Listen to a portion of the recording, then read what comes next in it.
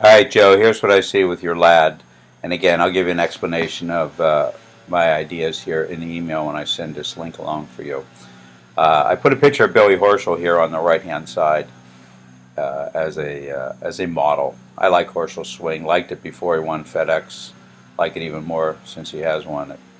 All right, so in the takeaway, what your guy does here is on the right hip thigh area there, right? You see that's the club head in white. I would like to see the club head out here in red. When you get over here to see Horschel, you see the club is still in front of him, and if you draw a line as I have from his right shoulder down, the right shoulder is still in front of his body, whereas your guy is working his right shoulder in a little more, and it gets his shoulders a little more closed. As he proceeds on the backswing here, the club gets behind him right there, somewhere around, call it belt hip height, whereas when Horschel works backing up, it crosses over right about here. Right, it's a little more, a little closer to his bicep and shoulder. And as a result, I think that your guy gets the club too far in and behind him and then has a little bit of lift to go there, right? And even though he looks decent at the top, I would much rather see that right arm. If you can see here where I have Horschel's right arm, okay, his right arm is still somewhat in front of his body. His right arm is starting to get behind his body here, all right? And that's going to set up his downswing motion. Now, when he starts down, he drops his right arm. You can watch his elbow come right down toward his hip joint, which is right in this area here. When Horschel starts down, because of where his club is and because of the way he rotates his body, you can see when he gets into a similar position, his hands are further out in front of his body and his elbow is already out in front of his leg. Again, I think that's why your guy gets stuck. He gets it too far in, and then he drops it straight down. As he proceeds here, he's going to go into impact, and he has a bit of a flip roll release right there. Club face is very closed. The right arm is working up over the left.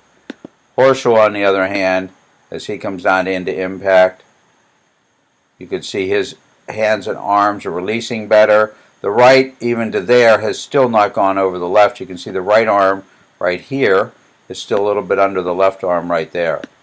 Right? So he has more of a drive hold release. Your guy has a flip release. All right, Joe, I want to look at the face on here. And as you can see, your guy, he winds up, we already saw the club get a little bit inside. I think he is a little stacked onto his left side.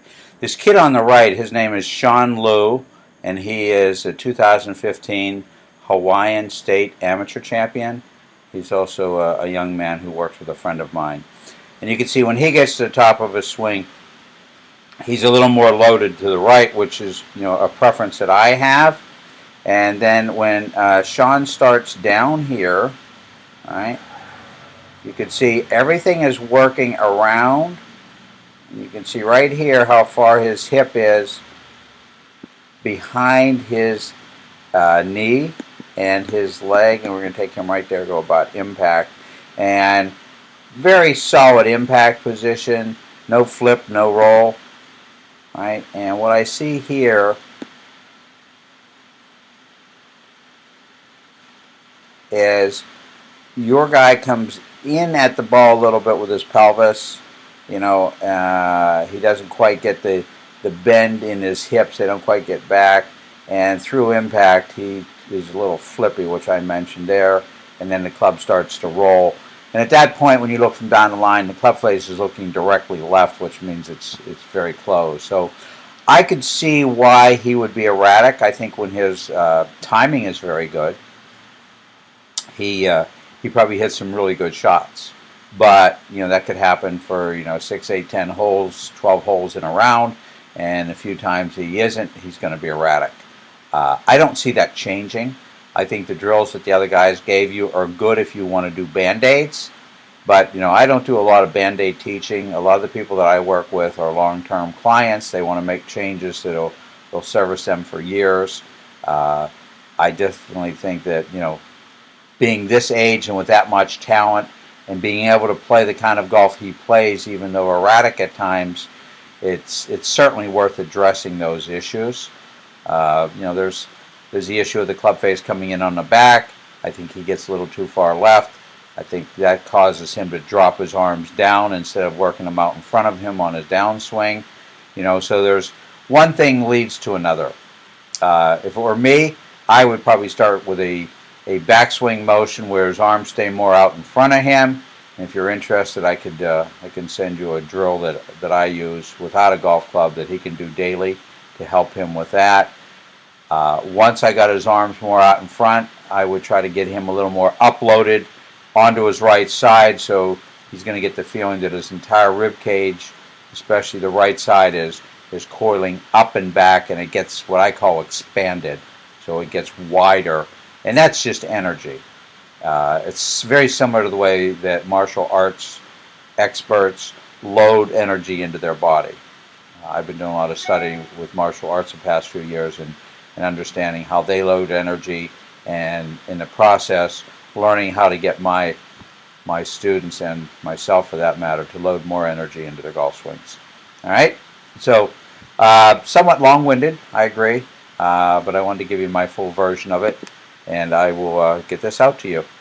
Okay, if you have any questions, feel free to contact me either by phone or email. I'd be happy to discuss it with you. Best wishes. Good day.